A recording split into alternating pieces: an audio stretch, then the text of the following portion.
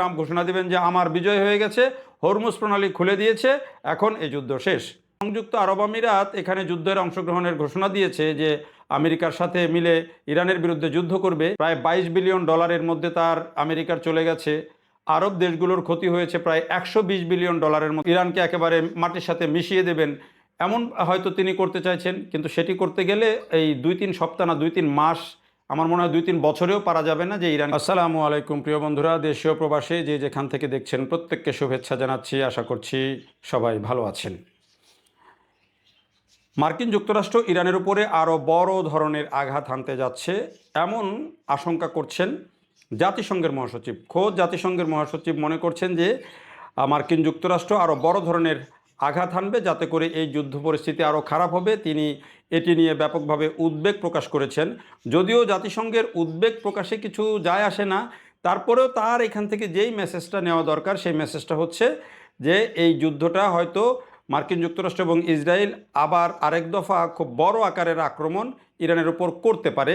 এবং ওই যে তারা প্রস্তুতি নিচ্ছে, স্থলবাহিনী আনছে, প্যারাট্রুপার আনছে, বিশেষায়িত নেভি নিয়ে আসছে, এখানে জড়ো করছে। যদিও অনেকেই যেটি যুদ্ধ বিশ্লেষকরা বলছেন যে এটি আসলে ইরানকে ভয় দেখানো, যাতে ইরান একটা আলোচনায় রাজি হয়, মেনে নেয়, সেই ভয় দেখানোর জন্য এটি করা হচ্ছে। মার্কিন যুক্তরাষ্ট্র ইরানে আসলে স্থল হামলা করবে না। আবার জাতিসংঘ মহাসচিব যেই হুমকির কথা বলছেন বা যে আশঙ্কার কথা বলছেন, সেটিও এটি হতে পারে যে হয়তো শেষ মুহূর্তে এসে জাতিসংঘ মহাসচিবের মুখ দিয়ে যদি মার্কিন যুক্তরাষ্ট্র এই বার্তাটা দিতে পারে, তাহলে ইরান হয়তো আরেকটু চাপে পড়বে, আরেকটু ভয় পাবে। হয়তো তখন ইরান হয়তো তখন চিন্তা করবে যে হরমুজ প্রণালী অবমুক্ত করে দেই। এই ভয়টাও হয়তো জাতিসংঘ মহাসচিবের মাধ্যমে, এই বক্তব্যের মাধ্যমে দেখানো হতে পারে। সেটি যাই হোক, জাতিসংঘের মহাসচিব কিন্তু বলেছেন যে এটি খুবই উদ্বেগজনক এবং এরই মধ্যে বিশ্ব অর্থনীতিতে এটি বড় ধরনের চাপ তৈরি হয়েছে। বহু নিম্ন আয়ের মানুষ, পৃথিবীব্যাপী অনেক গরিব দেশ আরও বাজে অবস্থার মধ্যে পড়ে যাবে, সেটি নিয়ে তিনি উদ্বিগ্ন। সেই উদ্বেগের কথা তিনি জানিয়েছেন এবং সব পক্ষকে অবিলম্বে এই যুদ্ধ বন্ধ করতে, বিরতি দিতে তিনি আহ্বান জানাচ্ছেন। পরিস্থিতি যে আরও কিছুটা খারাপের দিকে যেতে পারে, এই আশঙ্কাটা এখন চীনা পররাষ্ট্রমন্ত্রীর বক্তব্য থেকেও বোঝা যাচ্ছে। চীনা পররাষ্ট্রমন্ত্রী লি ইয়াং তিনি বলেছেন যে যদি হরমুজ প্রণালী স্থিতিশীল না হয় তাহলে কিন্তু পরিস্থিতি আরও খারাপের দিকে যেতে পারে। এই জন্য হরমুজ প্রণালী অবমুক্ত হওয়া এবং স্থিতিশীল হওয়াকে তিনি খুব গুরুত্ব দিচ্ছেন।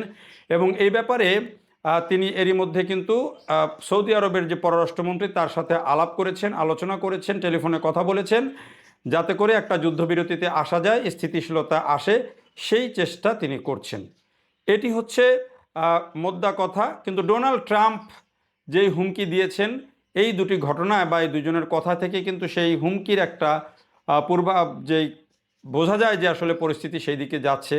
ডোনাল্ড ট্রাম্প সবশেষ যে হুমকিটি দিয়েছেন যে ইরানের পরিস্থিতি প্রস্তর যুগে নিয়ে যাওয়া হবে, অর্থাৎ ইরানকে পাথর যুগে নিয়ে যাওয়া হবে। ইরান যে পারস্য সভ্যতা, সেই 5000 বছরের যে পারস্য সভ্যতা, সেটিকে তারও আগে ফিরিয়ে নিয়ে এটাকে পাথর যুগে পাঠিয়ে দেওয়া হবে, অর্থাৎ ইরানকে ধ্বংস করে দেওয়া হবে। এটি হচ্ছে ডোনাল্ড ট্রাম্পের হুমকি। ডোনাল্ড ট্রাম্প এই হুমকি শুরু থেকেই নানানভাবে দিয়ে আসছেন, বিভিন্ন ধরনের হুমকি দিয়ে আসছেন। আক্রমণ করেছে ইরানের উনি যদিও দাবি করছেন যে রেজিম চেঞ্জ করে ফেলেছেন, রেজিম চেঞ্জ হয়ে গেছে, সরকার বদল হয়ে গেছে, কিন্তু রেজিম চেঞ্জ বলতে উনি কি বোঝেন সেটি উনি ভালো বোঝেন। হ্যাঁ, উনি যদি রেজিম চেঞ্জ বলতে এটা বোঝেন যে আয়াতুল্লাহ খামেনি এবং তার যে শীর্ষ কমান্ডাররা আছে তাদের সবাইকে হত্যা করা হয়েছে, এখন দায়িত্ব নিয়েছেন মোস্তফা খামেনি, কিন্তু ইসলামিক রিপাবলিক কিন্তু এখনও টিকে আছে। এবং মোস্তফা খামেনি যেহেতু ঠিক আয়াতুল্লাহ খামেনির যেই প্রক্রিয়ায় নিয়োজিত হতেন, সেই একই উত্তরাধিকার প্রক্রিয়াতেই কিন্তু হয়েছে। সেই তাদের যে সর্বোচ্চ বিশেষজ্ঞ বোর্ড দ্বারাই হয়েছেন। ফলে এটি তাদের যে নেতৃত্ব নির্বাচনের যে প্রক্রিয়া, সেটি আগের মতোই সেটিই কিন্তু নির্বাচন করেছে। ফলে উনি রেজিম চেঞ্জ করে নতুন সরকার এসেছে এটি বলতে তিনি কি বুঝিয়েছেন তিনিই ভালো বোঝেন। তবে এই কথা তো সত্য যে ডোনাল্ড ট্রাম্প যেটি চাইছেন যে তিনি এই যুদ্ধটা খুব তাড়াতাড়ি শেষ করবেন। তার জাতির উদ্দেশ্যে দেওয়া যে ভাষণ, সেখানেও তিনি বলেছেন যে আগামী কয়েক সপ্তাহের মধ্যেই, 3 সপ্তাহের মধ্যেই এই যুদ্ধ শেষ হয়ে যাবে। এখন এই যুদ্ধ শেষ হওয়ার দুটো প্রক্রিয়া হতে পারে। প্রথম প্রক্রিয়া হলো তিনি যেটি মনে করছেন যে তিনি এখানে আরও বড় আকারে আক্রমণ করবেন, পাথর যুগে নিয়ে যাবেন, আরও বড় হয়তো মিসাইল মারবেন, আরও বোমা মারবেন, ইরানকে একেবারে মাটির সাথে মিশিয়ে দেবেন। এমন হয়তো তিনি করতে চাইছেন, কিন্তু সেটি করতে গেলে এই 2-3 সপ্তাহ না 2-3 মাস, আমার মনে হয় 2-3 বছরেও পারা যাবে না যে ইরানকে আপনি মাটির সাথে মিশিয়ে দিয়ে পাথর যুগে ট্রাম্প নিয়ে যেতে পারবেন। ফলে তার জন্য যেটি দ্বিতীয় প্রক্রিয়া যেটি উনি বলেছেন যে আলোচনার মাধ্যমে সমাধান, সেই সমাধানের পথ অনেকেই বলছেন, অনেক চেষ্টা করছেন অনেকেই শান্তি প্রক্রিয়ার মাধ্যমে, আলোচনার মাধ্যমে এটি শান্তি ফিরিয়ে আনতে। এখন সেইটি কতটুকু হয়, এটি তার কতটুকু তিনি এই যে যুদ্ধে যে বিরাট অঙ্কের খরচ করলেন, প্রায় $22 বিলিয়ন মধ্যে তার আমেরিকার চলে গেছে, আরব দেশগুলোর ক্ষতি হয়েছে প্রায় $120 বিলিয়ন মতো এই যুদ্ধের পর। তো এই যে খরচ, এই যে যুদ্ধের যেই খরচ এবং এই যে ক্ষতি, ইরানও যদি এই যুদ্ধের ক্ষতিপূরণ দাবি করে তাহলে এগুলোর সমাধান সব মিলিয়ে আসলে এখানে এখানে কেউ যদি মনে করে যে আমি হঠাৎ করে এই যুদ্ধে জয়ী হয়ে যাব, ইরান যদি মনে করে যে আমরা জয়ী হয়ে গেলাম, সেটি যেমন সম্ভব না। আবার মার্কিন যুক্তরাষ্ট্র যদি মনে করে যে ইরানকে ধসিয়ে দিয়ে তারা এখান থেকে বিজয় নিয়ে চলে যাবে ঘোষণা দিয়ে, সেটাও সম্ভব না। এইটা কিন্তু কোনো একটা প্রক্রিয়ার মধ্য দিয়ে, এখানে আলোচনার মধ্য দিয়ে হয় বিরতিতে আসতে হবে, নাইলে একটা সমাধানে আসতে হবে। আসলে এখানে হঠাৎ করে ঘোষণা দিয়ে বিজয়ী হওয়ার সম্ভাবনা কারোরই নাই।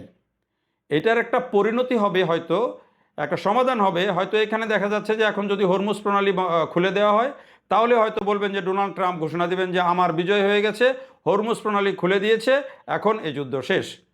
তো হরমুজ প্রণালী তো খোলাই ছিল, যুদ্ধের কারণে ইরান এটাকে বন্ধ করেছে। এখন যদি খুলে দেয় তাহলে স্বাভাবিক হয়ে যাবে।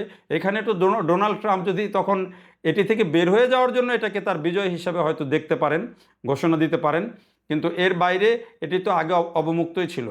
তারপরেও সবাই যেটি চাইছেন যে বিশ্ব অর্থনীতি যেই জায়গায় যাচ্ছে, জ্বালানির সংকট যেই জায়গায় গিয়ে দাঁড়াচ্ছে, খোদ ইউরোপ আমেরিকাতে যে পরিস্থিতি তৈরি হচ্ছে, সেখানে যদি এই হরমুজ প্রণালী পুরোপুরি অবমুক্ত না হয় তাহলে কিন্তু বিশ্ব অর্থনীতি আরও বড় ধরনের চাপের মুখে পড়বে।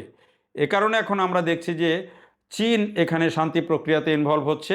যদিও ডোনাল্ড ট্রাম্প পাকিস্তানকে এখানে জুড়ে দিয়েছিলেন, পাকিস্তানকে যুক্ত করেছিলেন ইরানের সাথে আলোচনার জন্য, পাকিস্তান আবার এটি নিয়ে চীনের সাথে দরবার করছে। পাকিস্তানের পররাষ্ট্রমন্ত্রী চীনে গিয়েছেন, চীনের পররাষ্ট্রমন্ত্রী সৌদি আরবকে ফোন করেছেন। তো সব মিলিয়ে ভিতরে ভিতরে একটা সমাধানের চেষ্টা চলছে। আমার কাছে মনে হয়েছে যে এটি ডোনাল্ড ট্রাম্পেরই একটা প্রক্রিয়া, যে একটা সমাধানে আসা হোক যাতে ইরান হরমুজ প্রণালী খুলে দেয়, এরকম একটা, এটাই তার টার্গেট মূলত, যেটি বোঝা যাচ্ছে। তো যদি চীন এটি করতে পারে, যদি সেটি হয়, তাহলে একটা সমাধানের জায়গায় আসবে এবং আপাতত হয়তো পরিস্থিতি কিছুটা স্বাভাবিক হবে।